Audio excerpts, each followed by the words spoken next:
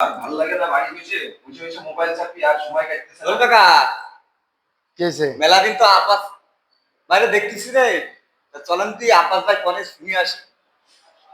তো সালাম ভাইয়ের কাছে শুনে আয়, দেখ আছে কিনা, ও জানে কিনা। ওরে কিন্তু বসে থাকে।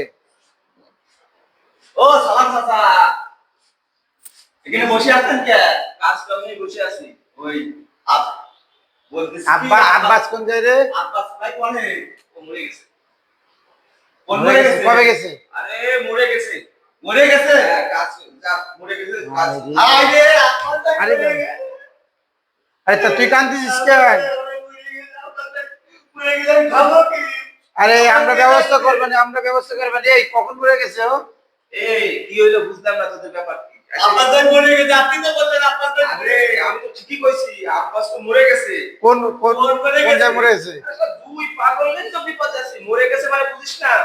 তালতলা মরে গেছে। সেটা বললি তো হয়। বললেন তো এই তারপর ওর- মরে গেছে। আমাদের মোড় তো ওই যে তালতলা তা মরে গেছে আপনি বললেন তো তারপর মরে গেছে। কথা বলো। ওর কানের সঙ্গে চোখও গেছে, ওর কাছে কিছু শোনা যাবে না। আর ভসভস করে কানবি না। চল দেখি আব্বাসের সঙ্গে দেখা করে আসি, তালতলায় চল।